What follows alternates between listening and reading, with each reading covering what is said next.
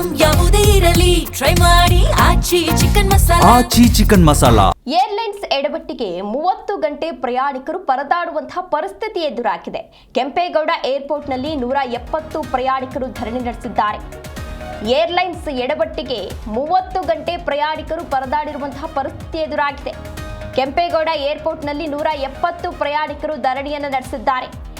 Airlines ಎಡವಟ್ಟಿನಿಂದ Nepal ಪ್ರವಾಸ ಮೊಟಕುಗೊಂಡಿದೆ.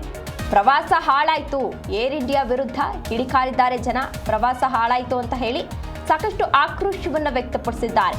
30 ಗಂಟೆಗಳ ಕಾಲ ಫ್ಲೈಟ್ನಲ್ಲೇ ಕುಳಿತಿದ್ದೇವೆ ಅಂತ ಕೆಂಡಾಮಂಡಲವಾಗಿದ್ದಾರೆ ಜನ. ನಮ್ಮ ಟೈಮ್ ವೇಸ್ಟ್ ಆಗಿದೆ, ನಮ್ಮ ಪ್ರವಾಸ ಕೂಡ ಹಾಳಾಗಿದೆ ಅಂತ ಹೇಳಿ ಜನ ಕಿಡಕಾರ್ತಾ ಇದ್ದಾರೆ, ಕೆಂಡಾಮಂಡಲ ಆಗಿದ್ದಾರೆ, ಆಕ್ರೋಶವನ್ನು ವ್ಯಕ್ತಪಡಿಸ್ತಾ ಇದ್ದಾರೆ.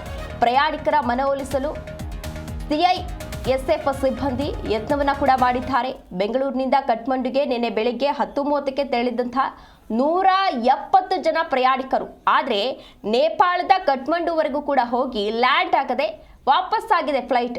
ನಿನ್ನೆ ರಾತ್ರಿ ಕಠ್ಮಂಡುನಿಂದ ಬೆಂಗಳೂರಿಗೆ ವಾಪಸ್ ಬಂದು ಇವತ್ತು ಬೆಳಗ್ಗೆ ಪುನಃ ಕರೆದು ಹೋಗಿದೆ ವಿಮಾನ.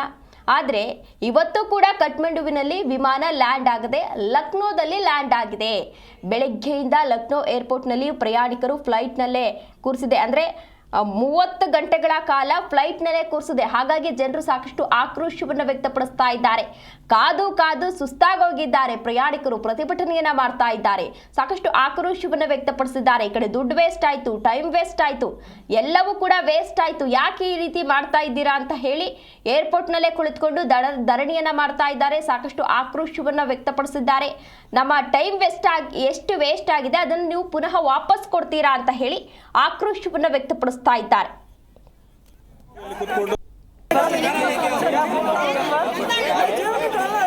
ಈಗಾಗಲೇ ಬಹಳಷ್ಟು ಪ್ಯಾಸೆಂಜರ್ ಕೂಡ ತಾಳ್ಮೆಯನ್ನು ಕಳ್ಕೊಂಡು ದೊಡ್ಡದಾದ ಗಲಾಟೆ ಮಾಡಿ ಇಲ್ಲಿ ಧರಣಿ ರೀತಿಯಲ್ಲಿ ಕೂತ್ಕೊಂಡು ಎಲ್ಲರೂ ಕೂಡ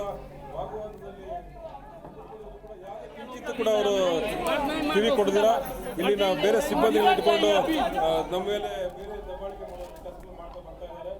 ಇಲ್ಲಿ ಹೆಣ್ಣು ಮಕ್ಕಳು ಕೂಡ